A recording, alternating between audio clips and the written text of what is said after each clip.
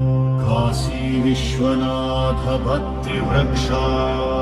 పావకేశ్వరుడు, వారాణసి. దేవాదిదేవుడు స్వయంగా అవిముక్త కాశీక్షేత్ర వైభవాన్ని తల్లి పార్వతికి వివరిస్తూ ఇలా అంటాడు: పావకేశ్వర సంజ్ఞంతు లింగం తత్రైవ శోభతే, యస్య దర్శనమాత్రేణ కిల్బిషం భస్మసాద్భవేత్. ఈరోజు మనం కాశీ యొక్క అత్యంత పావనమైన విగ్రహం యొక్క దర్శనం మరియు ప్రాముఖ్యత మీకు తెలియజేస్తాము. ఇది సృష్టి యొక్క మూలం మరియు అగ్ని యొక్క దైవిక రూపానికి సంబంధించినది. శాస్త్రాల ప్రకారం స్వయంభువ సృష్టి ప్రారంభంలో అగ్నిదేవుడికి 3 కుమారులు కలిగారు: పావక, పవమాన మరియు శుచి. పవమాన్ అరణి మంథనం నుండి జన్మించాడు. శుచి సౌర అగ్ని అంటే సూర్యుని రూపం. పావక్ ఇతడు విద్యుత్ అగ్ని, మేఘాలలో మెరుపులా ప్రకాశించే దివ్యకాంతి.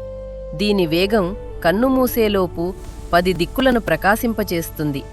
ఋగ్వేదం 1:12-10లో కూడా పావకుడిని దేవతల దివ్యదూతగా స్తుతించారు. మణికర్ణికకు ఉత్తరాన పవమానేశ్వర లింగాన్ని స్థాపించి అగ్నిపుత్ర పవమాన్ తపస్సు చేసినప్పుడు అతని సమక్షంలో అతని సోదరుడు పావకుడు కూడా శివుని పట్ల అచంచల భక్తి కోసం పావకేశ్వర లింగాన్ని స్థాపించాడు.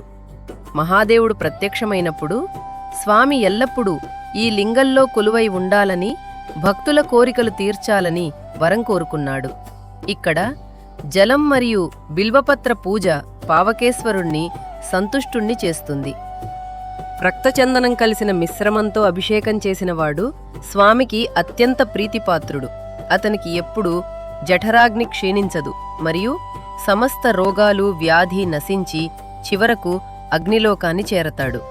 మణికర్ణికా తీర్థంలో స్నానం చేసి ఈ దివ్యలింగాలను చూసే భక్తుడి అనేక జన్మల పాపాలు క్షణంలో నశిస్తాయని కూడా చెప్పబడింది.